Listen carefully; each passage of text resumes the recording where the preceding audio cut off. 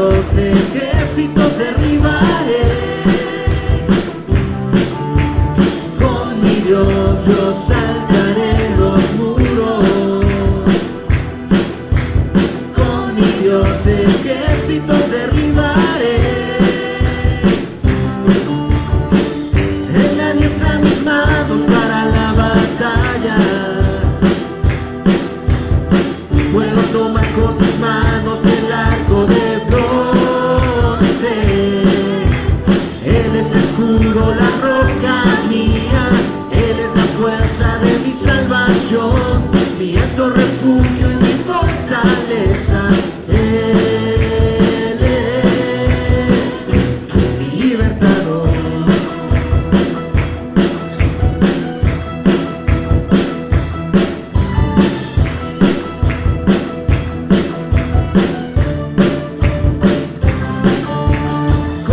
Yo saltaré los muros. Con mi Dios ejércitos derribaré. Con mi Dios yo saltaré los muros. Con mi Dios ejércitos derribaré. Él adiestra mis manos para la batalla. Puedo tomar con mis manos el arco de bronce. Él es escudo, la roca mía. Él es la fuerza de mi salvación, mi alto refugio y mi fortaleza. Él es mi libertador.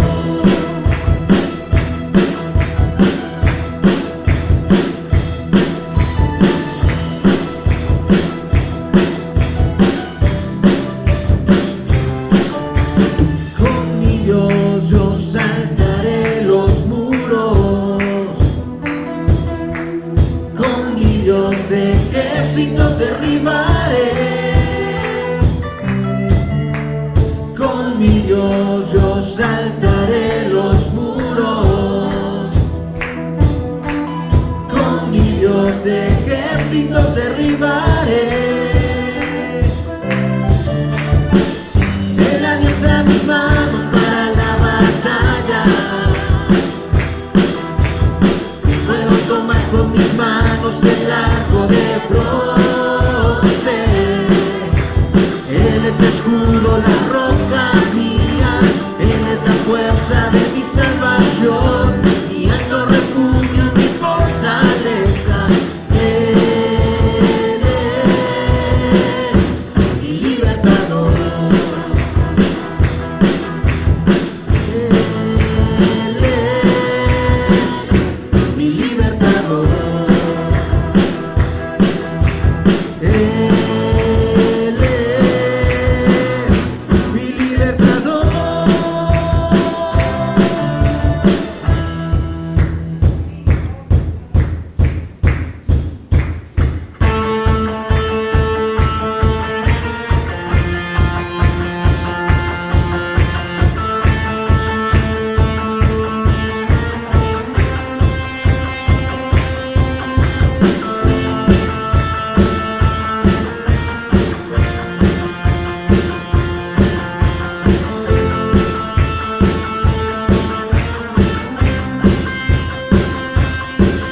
El Espíritu de Dios está en este lugar.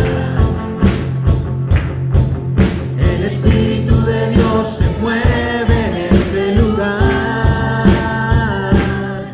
Está aquí para consolar, está aquí para liberar, está aquí para guiar. El Espíritu de Dios está aquí.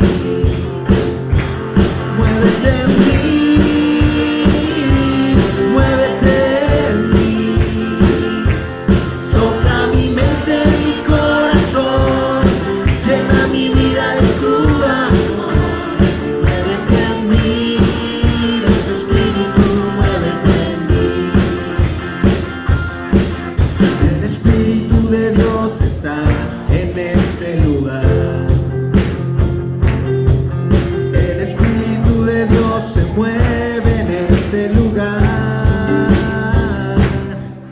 es aquí para consolar, es aquí para liberar, es aquí para guiar, el Espíritu de Dios está aquí.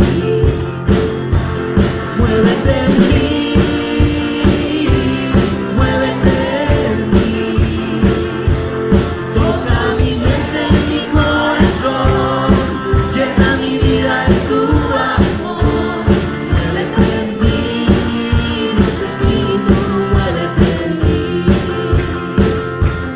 muévete en mí, muévete en mí, toca mi mente y mi corazón, llena mi vida de tu amor. Muévete en mí, Dios Espíritu, muévete en mí.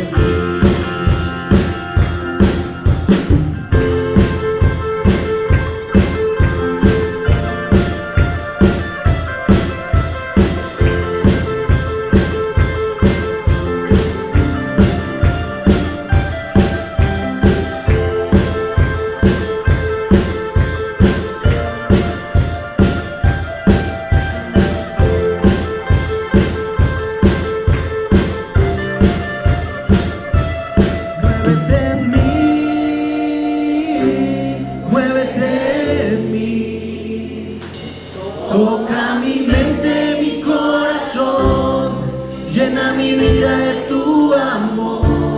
Muévete en mí, Dios Espíritu, muévete en mí, muévete en mí,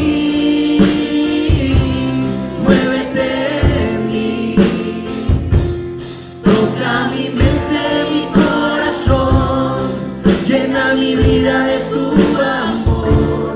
Muévete en mí, Dios Espíritu, muévete en mí, muévete en mí, muévete en mí, toca mi mente, mi corazón, llena mi vida de tu amor. Muévete en mí, Dios Espíritu, muévete en mí, muévete en mí, Dios Espíritu, muévete en mí, muévete en mí, Dios Espíritu, muévete en mí. Le voy a pedir, hermanos, que abran sus Biblias en el libro de los Hechos. Vamos a hacer lectura en el capítulo 16, de los versículos 6 al 10.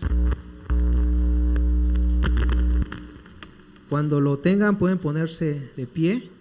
Hechos 16, de los versículos 6 al 10.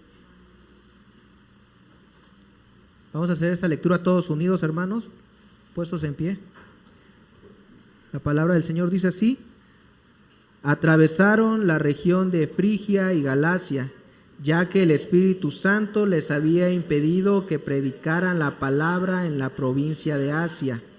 Cuando llegaron cerca de Misia, intentaron pasar a Bitinia, pero el Espíritu de Jesús no se los permitió.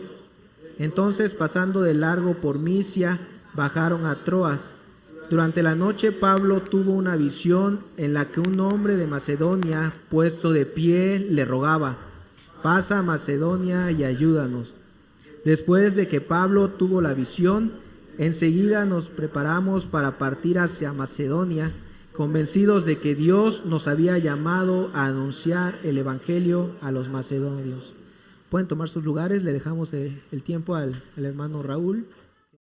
5 versículos que acabamos de leer y de pronto, yo no sé si ustedes se preguntan, ¿qué enseñanza hay en este pasaje de la palabra de Dios? 5 versículos, el libro de Hechos es un libro histórico que contiene mucha enseñanza también para nosotros, para la iglesia. Y algo que no debemos olvidar es de que precisamente el libro de los Hechos es un libro histórico y narra lo que sucedió en los inicios de la iglesia. El libro de los Hechos no es un libro normativo, ¿Qué quiero decir con normativo? De que forzosamente debemos tener las mismas experiencias que tuvieron los primeros cristianos. No es normativo para que todo lo que ahí sucedió tenga que suceder forzosamente con nosotros. Es un libro histórico del cual podemos extraer principios bíblicos, principios de la palabra de Dios. Pero recordemos, nuestras enseñanzas, nuestras doctrinas, los principios que tenemos nosotros como creyentes, como cristianos bautistas, son principios emanados de la palabra de Dios, pero apoyados por diferentes pasajes de las Escrituras. No podemos hacer un principio de un solo versículo o de un solo pasaje de forma aislada. Como tal, en muchos otros lugares, en otras partes, predican muchas cosas extraídas de un solo versículo y muchas veces sacados de contexto. No es así, la Biblia no se estudia de forma aislada. La Biblia tiene una enseñanza desde el inicio hasta el fin. Entonces, eso es lo que nos debe de ayudar a nosotros a ver qué es lo que Dios quiere decir en este pasaje. ¿Qué es la enseñanza que Dios quiere para su pueblo en este pasaje? Aún de la historia encontramos entonces enseñanza para el pueblo de Dios. ¿Qué decisión tomar? El título del mensaje del día de hoy. Creo que todos los que estamos aquí nos hemos encontrado de pronto en algún dilema.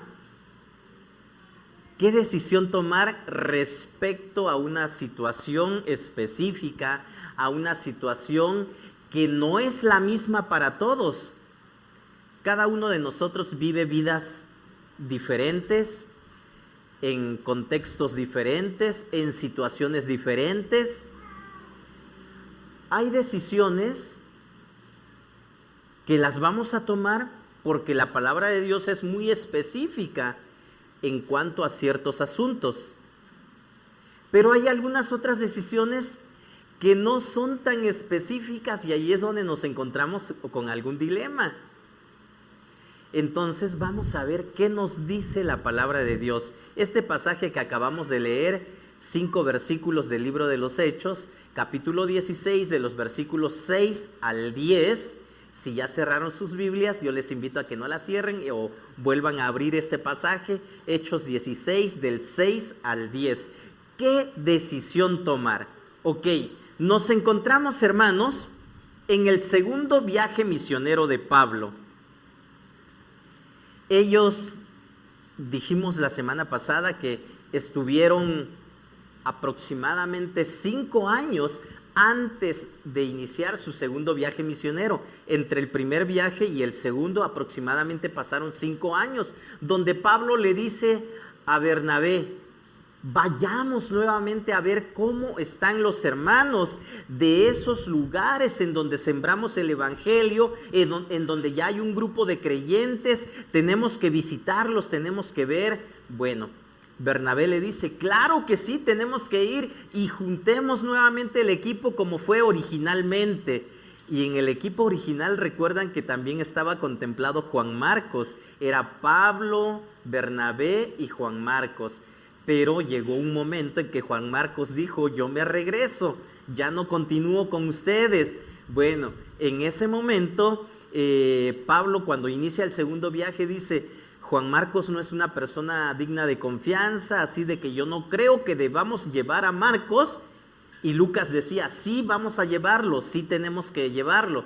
Pablo decía de que no, se genera una discusión, y entonces a partir de ese momento ya no es un equipo misionero, ahora se forman 2 equipos. En un equipo se va Bernabé con Juan Marcos y por otro lado se va Pablo y dice: Silas, ven conmigo, también conocido como Silvano. Bueno, esto es para que recordemos cómo vamos. Yo espero que sí me vayan siguiendo, ¿verdad? Todos los que han estado viniendo constantemente cada domingo. Bueno, entonces se enfila Pablo y Silas. Bernabé y Juan Marcos ya no se nos dice mucho acerca de esto, pero sí se nos sigue narrando qué sucedió con Pablo, con Silas. Dice que llegaron a Derbe y a Listra, ¿recuerdan la semana pasada? Y ahí reclutaron a un integrante más en el equipo. ¿Quién fue? No los escucho. Timoteo. Timoteo era un joven que estaba en Listra, ya hablamos acerca de él, que probablemente o lo más seguro es de que Timoteo haya presenciado cuando apedrearon a Pablo, porque Timoteo estaba en ese lugar, ahí donde dejaron casi medio muerto a Pablo, ¿verdad? Entonces reclutaron a Timoteo. Timoteo se une a este equipo misionero, ya no son 2, ahora son 3. Pero bueno, vamos a ir descubriendo poco a poco qué más sucedió. Van con ellos, pero el Espíritu Santo dice que les dice que no prediquen en estos lugares de Asia y que continúen. El apóstol Pablo y su equipo quieren seguir predicando la palabra a todos esos lugares a donde van. Intentan predicar en Bitinia, en Misia, y el Espíritu Santo les dice nuevamente, por ahí no. ¿Por qué? ¿Qué sucedió?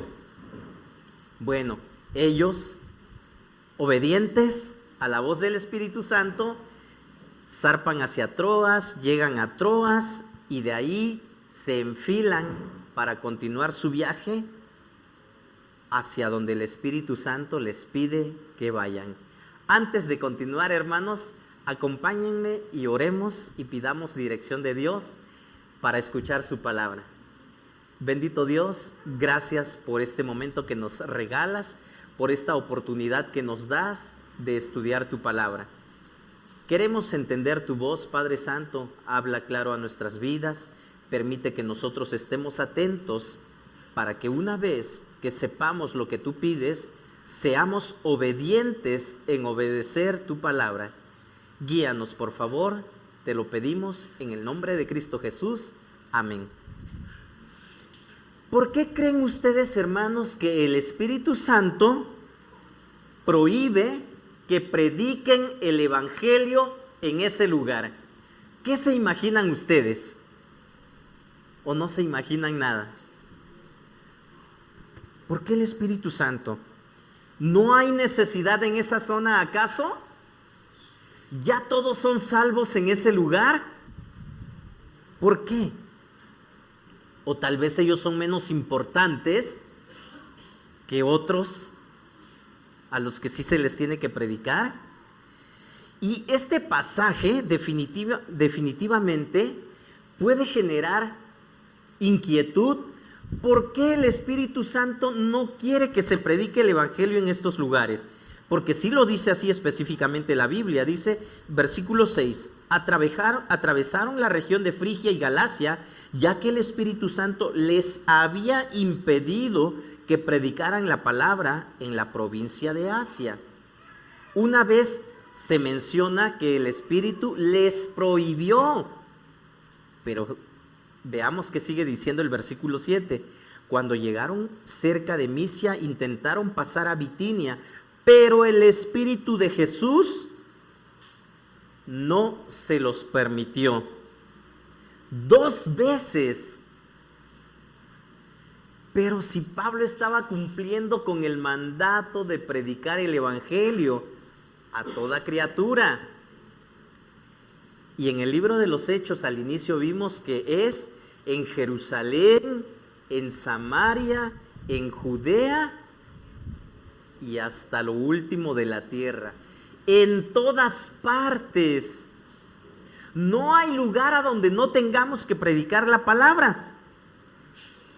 Frigia, Misia, estos lugares medio raros para nosotros porque no estamos acostumbrados a mencionarlos o no los conocemos, son lugares que pertenecen a Asia.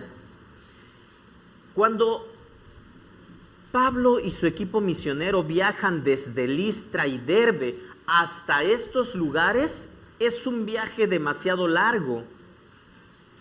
Un viaje que presenta cansancio, incomodidad, gasto de recursos, y de pronto llegan a ese lugar y no puedo llevar a cabo o cumplir la tarea que me fue encomendada. ¿Cómo nos sentiríamos nosotros? Un viaje tan largo y no puedo hacer lo que vine a hacer. Probablemente podría existir frustración, desánimo. Bueno, ¿para qué vine hasta aquí si no voy a predicar? Bueno, entonces la palabra nos continúa narrando lo que sucedió. El versículo 8. Entonces, pasando de largo por Misia, bajaron a Troas. Y aquí viene lo interesante, ¿verdad? Solo estamos viendo de que el Espíritu Santo no les permite predicar la palabra ahí en ese lugar. Pero este pasaje genera algo de polémica, les decía, ¿verdad? Pero en aquellas personas que no entienden la obra del Espíritu Santo, pero en aquellos creyentes que sí entienden que el Espíritu Santo es el que da la guía y la dirección para el servidor fiel, la guía del Espíritu Santo entonces es incuestionable. Vamos a oír lo que Dios pide y obedecer sin cuestionar. Eso es lo que vemos a lo largo de toda la palabra de Dios. Desde el momento en que Dios llama a Abraham, ¿se acuerdan? No le dijo, ¿a dónde vas a ir? Le dijo, sal de tu tierra, de tu parentela, a la tierra que yo te mostraré. No les dice, te voy a llevar a cierto lugar, el nombre del lugar a donde tenía que ir. Entonces, lo cierto es de que Abraham, obediente al mandato de Dios, decide emprender el viaje. Es lo mismo que vemos a lo largo de otros pasajes de la Biblia. Es lo mismo que nos sucede a nosotros. De pronto vamos a creer que la orden, el mandato no está tan claro, pero si es un mandato de Dios del cual estamos seguros que Dios es el que está enviando, tenemos que obedecer. Ese recorrido, les decía, ¿verdad?, que fue muy largo, cansado, y sin embargo no se les permite predicar la palabra en ese lugar. La visión del varón macedonio, yo recuerdo cuando fui niño, hace algunos años, nos daban esas hojitas para pintar en la escuela bíblica dominical y mostraban al varón macedonio así diciéndole a Pablo, pasa y ayúdanos. No sé cómo se lo soñó Pablo. Lo cierto es que el varón macedonio, que no se da el nombre, dice, pasa y ayúdanos. En ningún momento dice algo en singular, de que le diga, Pablo, necesito que me ayudes, ven a ayudarme.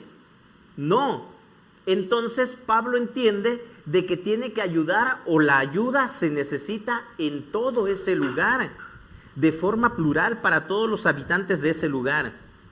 Ir a ese lugar, a esa provincia, era la entrada del continente europeo. Sin dudar, ellos emprenden el viaje y llegan a la ciudad de Filipos, que pertenece a Macedonia, y eso lo vamos a ir viendo en los pasajes que siguen. Pero este versículo 9 dice, durante la noche Pablo tuvo una visión en la que un hombre de Macedonia, puesto de pie, le rogaba, pasa a Macedonia y ayúdanos. Muy interesante. Algunos creen que entonces Dios tiene que darnos la orden en un sueño. Y aquí es donde entra lo que yo les decía al inicio. Esto es la historia de lo que sucedió, pero no necesariamente Dios tiene que revelársenos a todos los que estamos aquí a través de un sueño. Es que yo no lo he soñado, entonces por eso no voy a obedecer.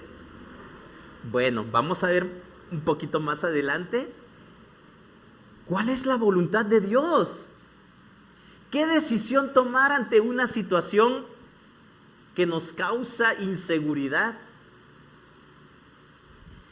Lo que yo les puedo decir el día de hoy, hermanos, con lo que dice la palabra, es de que no necesariamente debemos de tener un sueño donde Dios nos ordene lo que debamos hacer.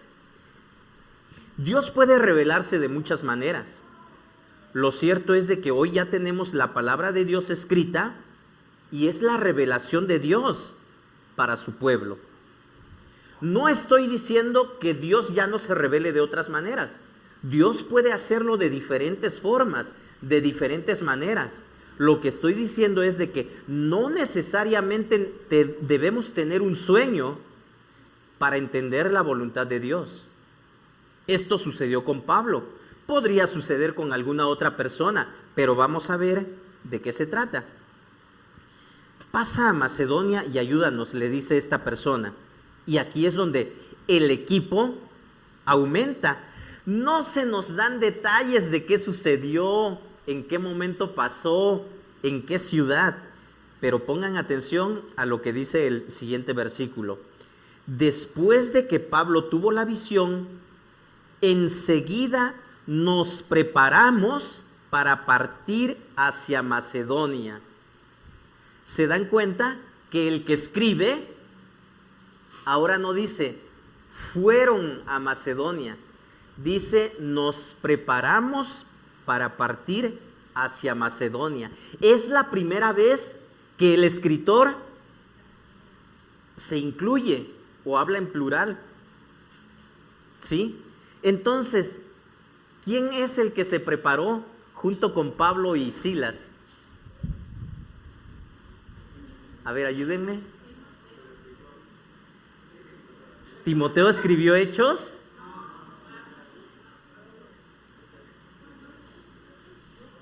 A ver, hablen fuerte, hermanos, porque hasta aquí no se escucha. ¿Quién escribió Hechos? Lo vimos al inicio.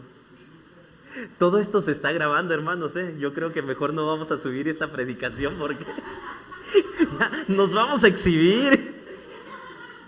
Hermanos, el escritor del libro de los Hechos fue Lucas. Ya lo vimos, se los he mencionado en diferentes ocasiones. Y cuando aquí el escritor está diciendo, nos preparamos para partir, entonces, ¿quién se incluye aquí?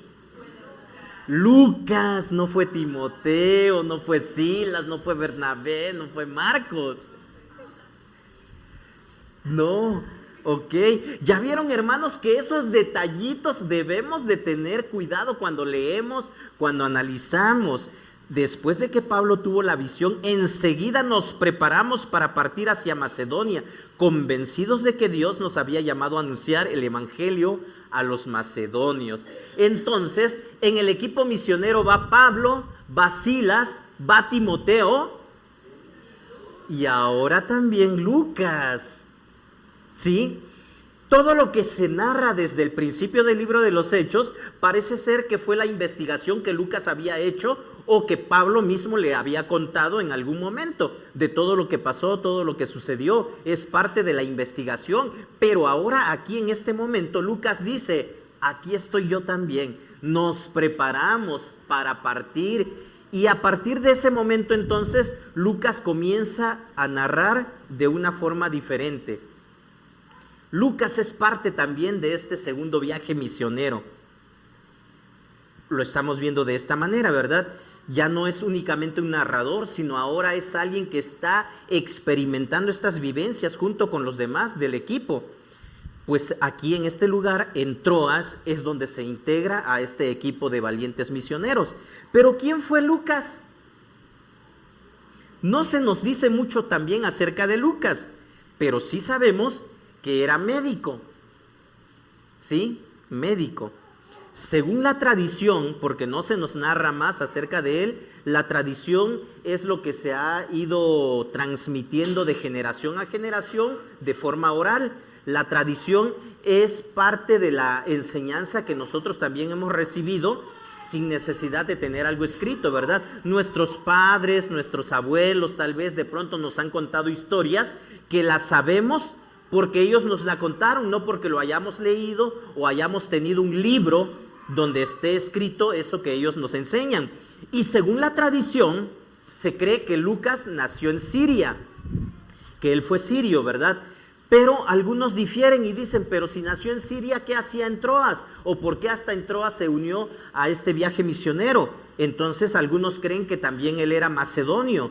que probablemente había nacido en Filipos. No hay algo exacto de lo que se nos diga acerca de Lucas. Lo que sí sabemos, por lo que Pablo dice en sus cartas, es de que él era médico. Colosenses 4:14. Jorge, ayúdame a buscar Colosenses 4:14. Y por lo tanto, Lucas era una persona preparada, instruida, de alto nivel cultural. Y lo que sin duda nos da la certeza de que si era alguien estudiado es la forma en la que él escribe, en la que él redacta este libro de los Hechos. Él usa un idioma griego refinado y culto, semejante a cómo se escribe la carta a los hebreos, ¿sí? Entonces, de esta manera, nosotros sabemos un poquito más acerca de Lucas. ¿Qué dice Colosenses 4:14?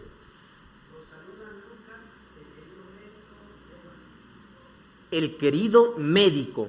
Aquí sabemos que Lucas era médico, pero también era escritor, ¿verdad? Lucas escribió el Evangelio de Lucas y en su primer tratado le dice, cuando escribe el libro de los Hechos, a Teófilo, ya lo vimos, es cuestión de que no lo olvidemos, que lo recordemos o que sigamos leyendo, ¿verdad? Bueno, a partir de este segundo viaje misionero, Lucas acompaña a Pablo, a Silas, a Timoteo. ¿Y qué creen? Lucas forma parte de alguien muy importante en todo el ministerio de Pablo. Tan es así que en sus últimos días, que en los últimos días del apóstol Pablo, antes de sufrir el martirio, el único que lo acompañaba, ¿quién era? Lucas. Segunda a Timoteo 4:11. Benjamín, ayúdame por favor. Segundo libro a Timoteo, segunda carta a Timoteo, 4:11. ¿Qué dice segunda a Timoteo 4:11? Dice la palabra del Señor: solo Lucas está conmigo, recoge a Marcos y tráelo contigo, porque me es de ayuda en mi ministerio. Solo Lucas está conmigo. Los demás siguieron predicando la palabra porque Timoteo pues se encargó de la iglesia. El apóstol Pablo le dio instrucciones de cómo debería llevar a cabo el ministerio, le dio muchos consejos, enseñanza al joven Timoteo, pero Lucas siguió con Pablo hasta en los últimos días de su vida. No se nos da más detalles, probablemente Lucas también sufrió el martirio ahí mismo en Roma, porque él estaba ahí cuando Pablo sufrió pues la muerte, ¿verdad? Tampoco se nos dice específicamente qué sucedió más adelante, porque el libro de los Hechos termina únicamente mencionándonos que Pablo estaba en prisión. Las demás cartas que el apóstol Pablo escribe son desde la prisión. Entonces, no sabemos qué más sucedió con Lucas, pero ¿qué dice la palabra? Enseguida procuramos Lucas dentro del equipo. Ahora, ya no se nos permitió predicar el evangelio en Asia, en Misia, en Bitinia, pero ¿qué creen?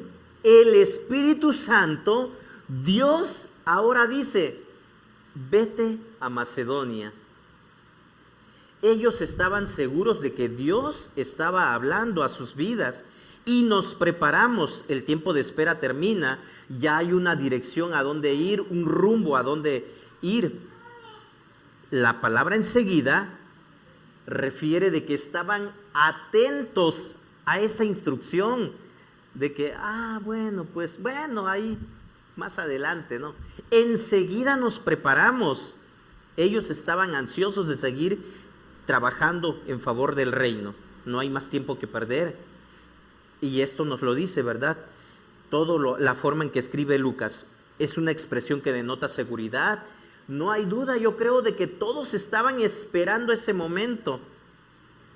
¿Nos hemos encontrado en alguna situación así, donde nada más estamos esperando a que nos den luz verde para hacer algo? Yo creo que sí, ¿verdad? Y eso habla de cuando nosotros estamos listos para realizar algo o no lo estamos. Bueno, tenemos que estar listos siempre para escuchar la voz de Dios, para poder ir hacia adelante. Definitivamente, hermanos, algo que nos debe hacer reflexionar, que nos debe de hacer volver nuestros pasos, es nunca debemos olvidar que anunciar el Evangelio es una prioridad absoluta en la vida de cualquier creyente. Anunciar el Evangelio es una prioridad absoluta, pero hacerlo bajo la dirección del Espíritu Santo sin duda va a ser de mayor beneficio. Ok, ahí va nuevamente. Anunciar el Evangelio debe ser una prioridad absoluta en la vida ¿de quién? De los misioneros. De todos, de mi vida, de tu vida. Les iba a preguntar, ¿y quiénes son los misioneros? Aquellos que salen en YouTube. No, ustedes no ven YouTube, ¿verdad? Por eso. Bueno, ¿quiénes son los misioneros? Nosotros, tú, yo. Anunciar el Evangelio, hermanos, es una prioridad absoluta en mi vida, en tu vida. Nos decía el hermano Eduardo en la mañana, a ver, cámbienle ahí, en vez de que diga Israel, pon tu nombre allí. Porque la palabra se aplica a mi vida, a tu vida. A veces hablamos, no, es para la iglesia. ¿Y quién es la iglesia? Los que pasan al frente, los que tocan, los que dirigen el culto, los diáconos. No, la iglesia somos todos. Y el mensaje de la palabra va dirigido a tu vida, a mi vida, a la vida de todos los que estamos aquí. No vayamos a caer en el error, hermanos, como alguien me dijo una vez, no, es que yo creo que eso lo deben de tomar en cuenta aquellos que pasan al frente. Y como él nunca pasaba al frente, siempre se quedaba sentado. Pero bueno, ¿eres cristiano o no eres cristiano? La palabra va para tu vida también, no para los que pasan al frente nada más, ¿verdad?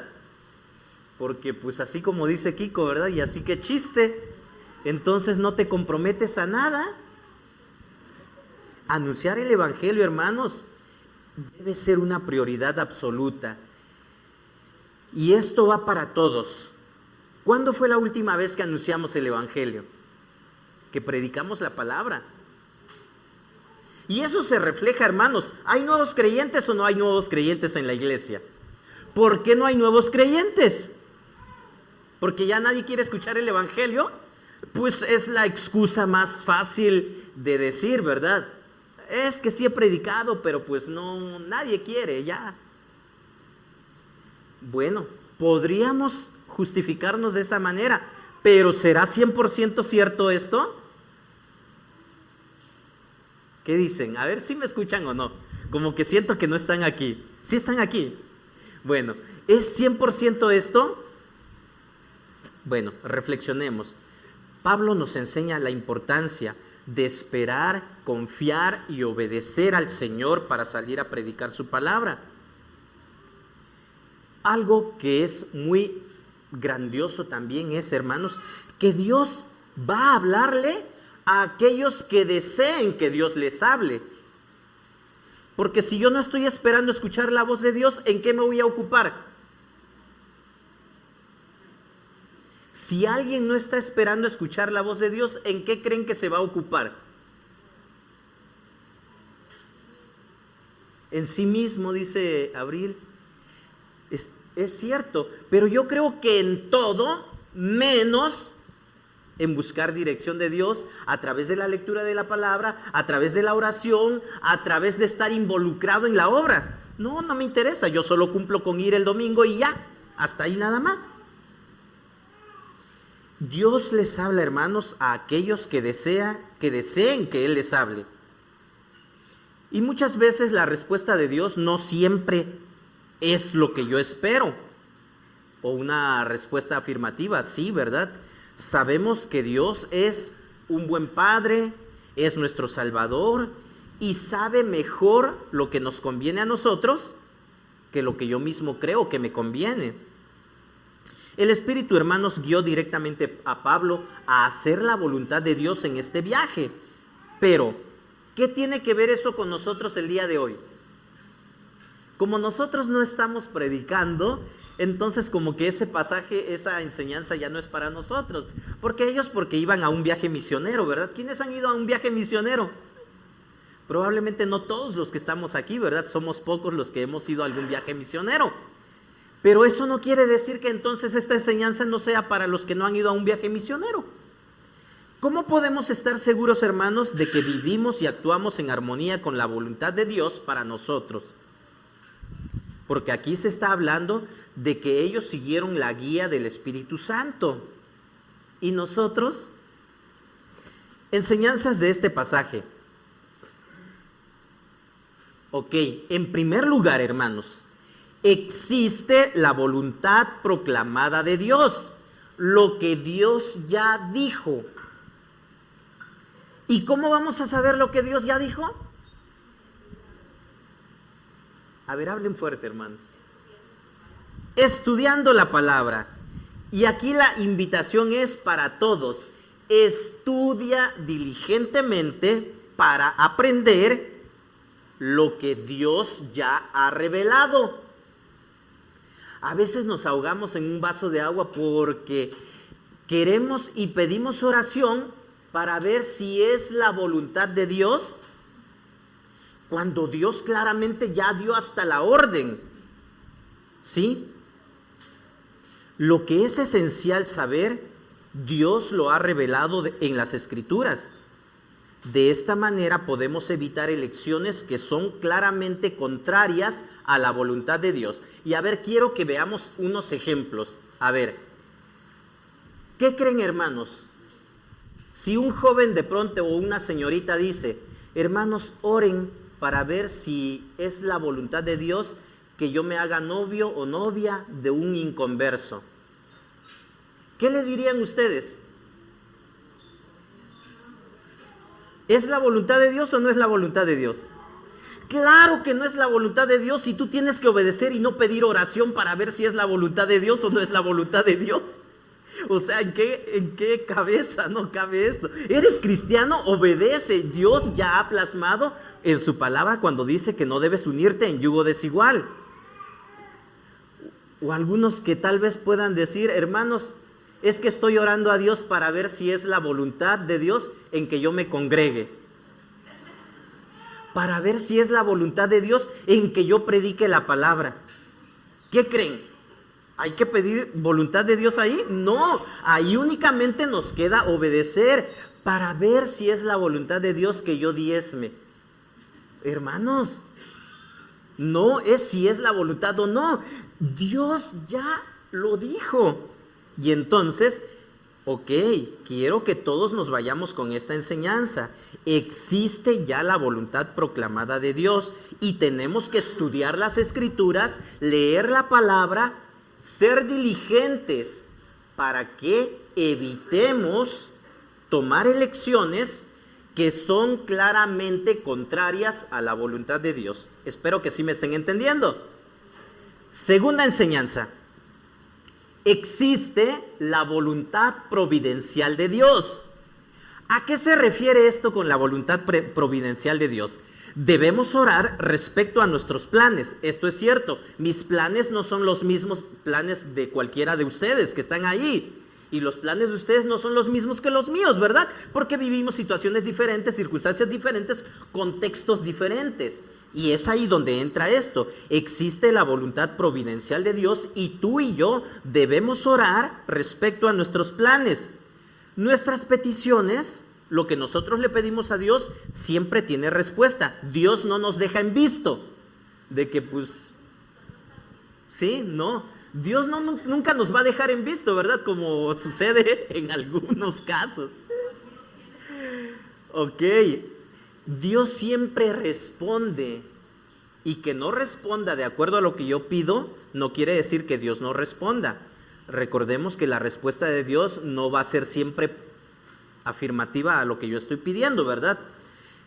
Dios responde según lo que conviene a su voluntad. Y es posible que en este tipo de peticiones no tengamos certeza de lo que es la voluntad de Dios para nosotros. Aquí sí es donde tenemos que orar mucho demasiado, diría yo, para conocer con certeza cuál es la voluntad de Dios, porque son situaciones específicas de nuestra vida, y nos va a ayudar también que compartamos en algún momento dado la petición con los hermanos de la iglesia o con algún grupo de oración. ¿Cómo qué situaciones serían estas, hermanos? Ok, hermanos, bueno, yo tengo un empleo ahorita, pero me están ofreciendo otro empleo y yo no quiero moverme nada más sin que sea la voluntad de Dios. ¿Hay algo específico escrito esto en la Biblia acerca de este tema? No, la Biblia no nos da algo escrito sobre este tema en específico.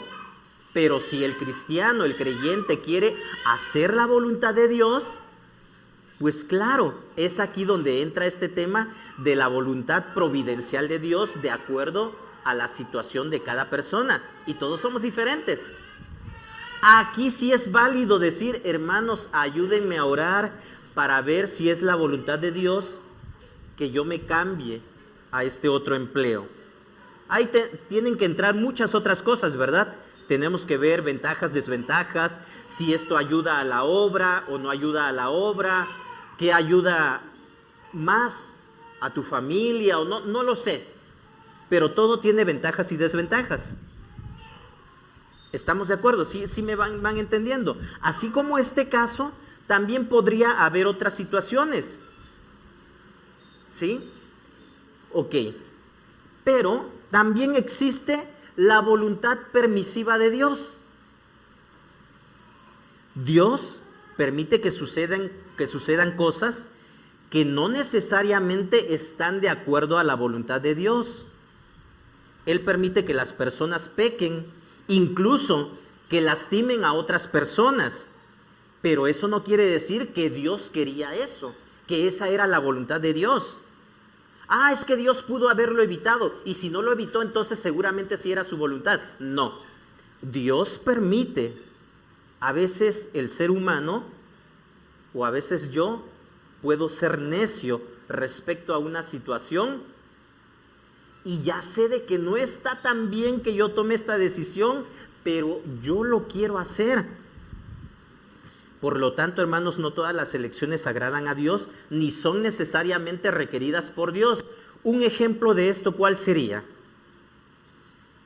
Ok, a ver. Ya dijimos de que lo de congregarse no es de preguntarse o sí o no, ¿verdad? Pero tal vez de pronto, bueno, a ver, yo quiero ir a cierto lugar, a una fiesta que me invitaron, a un lugar de dudosa procedencia, o ¿cómo se dice? De dudosa reputación. Y ahí yo creo que, pues yo decido si voy o no voy. Pero fui y no me pasó nada, dicen los jóvenes. Ya vieron, no sucedió nada. ¿Cuál era el miedo que tenías? No pasó nada. Ok, el hecho de que no haya pasado nada no quiere decir de que Dios estaba de acuerdo en que tú hayas hecho eso, porque ahí entra entonces la voluntad permisiva de Dios. Pero recordemos que ahí, si nosotros somos creyentes que queremos hacer la voluntad de Dios, debemos de tomar en cuenta todo lo que dice la palabra. Y ahí entra, ¿verdad?, de que lo que dijo el apóstol Pablo también, de que todo me es lícito, pero no todo conviene. Dios permite que pasen ciertas cosas, pero eso no quiere decir que porque Dios lo permitió, estaba de acuerdo a su voluntad. ¿Sí me van entendiendo, hermanos? Ok. El apóstol Pablo, este pasaje se centra exclusivamente en la predicación de la palabra, y es ahí donde nosotros deberíamos de estar discutiendo y debatiendo tal vez en nuestras reuniones, ¿verdad?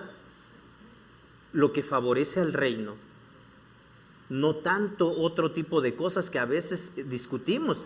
Pero bueno, si todos estamos en la misma sintonía de seguir extendiendo el reino de Dios, de seguir predicando la palabra, porque el predicar la palabra no es un asunto únicamente de los misioneros, del pastor, de los pastores, de los diáconos de la iglesia. Y como yo no soy ni pastor, ni misionero, ni diácono, pues como que me eximo de esta responsabilidad. Hermanos, busquemos la dirección de Dios para seguir proclamando la palabra de Dios. Ok, quiero terminar. Aplicando la voluntad de Dios. Nuestro objetivo, hermanos, debe ser permanecer perfectos y completos en toda la voluntad de Dios. Colosenses 4:12. ¿Qué dice Colosenses 4:12? Alguien que lo lea muy fuerte, pero que todos escuchen. Colosenses 4:12. Nuestro objetivo debe ser permanecer perfectos y completos en toda la voluntad de Dios. ¿Quién lo tiene? Que le dé lectura, por favor.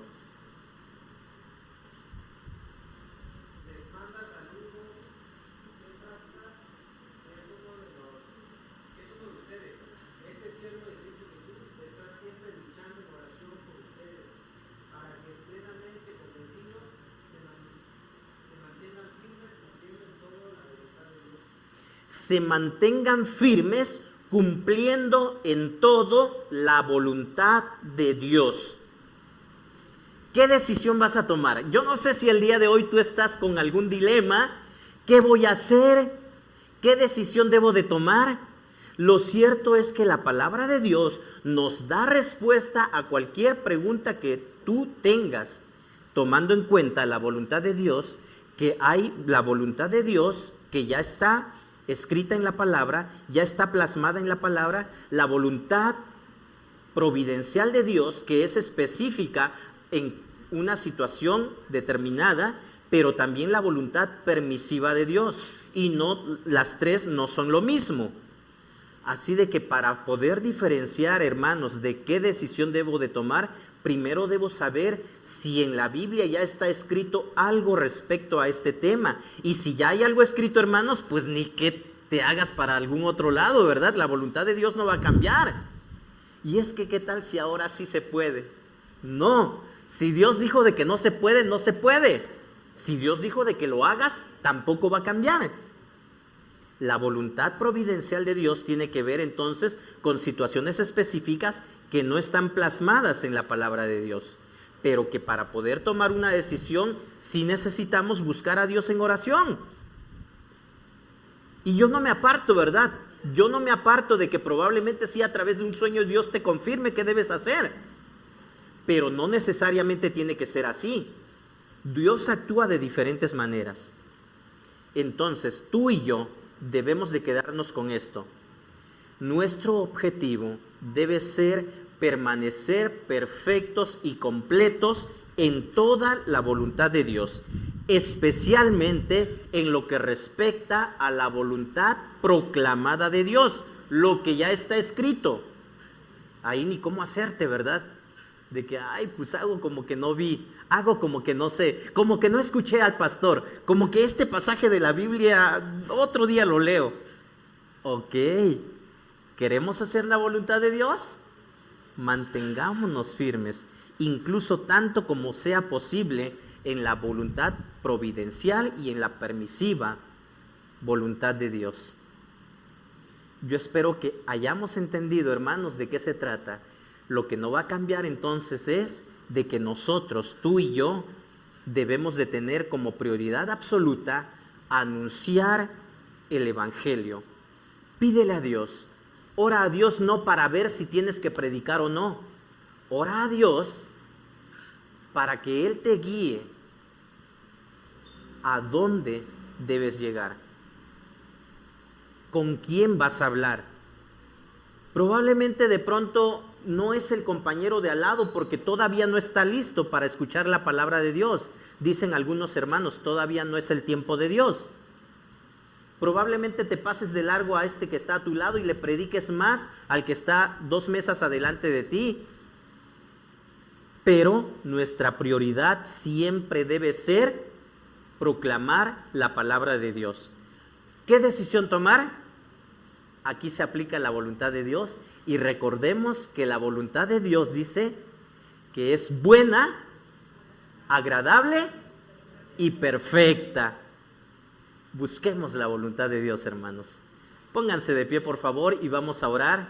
Vamos a pedirle a Dios que nos ayude a entender su voluntad en aquello en donde todavía no hay nada escrito, en aquello donde todavía tenemos que buscar. Pero siempre esa búsqueda debe ser sincera, una búsqueda intensa y una búsqueda constante de Dios. Padre Santo, Padre nuestro que estás en los cielos, gracias te damos por este momento que nos regalas. Estamos aquí, queremos seguir siendo obedientes a tu palabra. Ayúdanos para poder lograrlo. Permite que cada uno de los que estamos aquí, bendito Dios, tengamos presentes que somos tus hijos. Y como hijos debemos de ser hijos obedientes. Ayúdanos a entender tu palabra, a predicar ese mensaje de salvación que tú permites que sea predicado el día de hoy.